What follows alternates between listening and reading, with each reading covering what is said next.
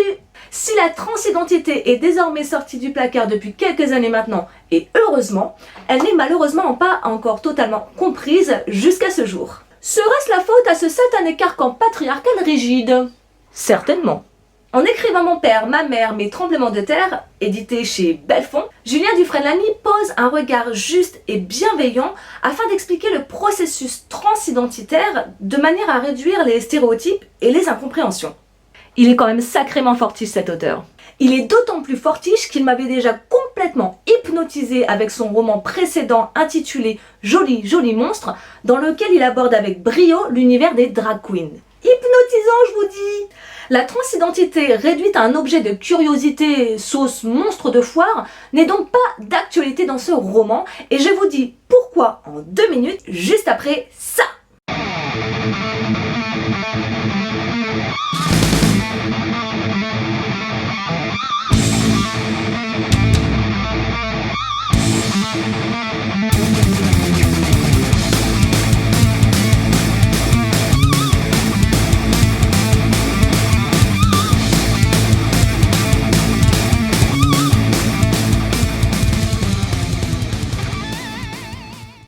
Si Charlie a toujours idéalisé son père dont il est très proche, les choses ont bien changé du haut de ses 15 ans.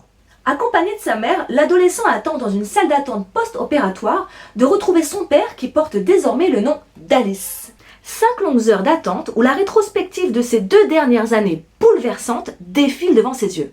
De l'annonce à la métamorphose progressive de son père, Charlie raconte le choc, l'émotion, le rejet, mais aussi les regards, le sien tout d'abord, puis celui des autres, sur cette transformation. Huis clos familial sincère et intimiste, ce livre est un séisme réaliste sur le parcours transidentitaire, peignant les joies comme les difficultés d'une famille tout simplement à l'épreuve d'elle-même.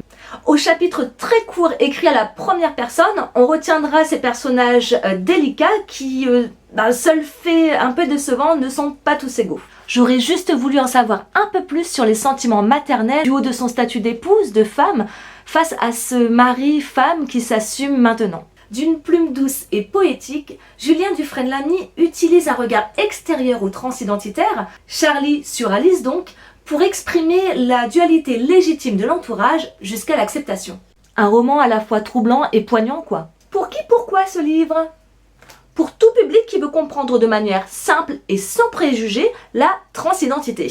Pour la plume douce et poétique de l'auteur qui met de la poésie là où on ne l'attend pas. Parce qu'un livre qui aborde un sujet sociétal avec clarté et tant d'émotions, ça ne court pas les rues. Tout simplement. Book & Cook, ce sont des livres mais aussi des gourmandises. De par son sujet traité avec tant d'élégance, une pâtisserie s'est nichée dans un coin de ma tête. Mais comme je suis sympa, je vais vous donner quelques indices. On dit de lui qu'il est mystérieux.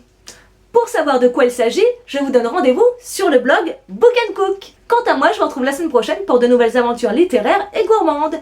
Ciao.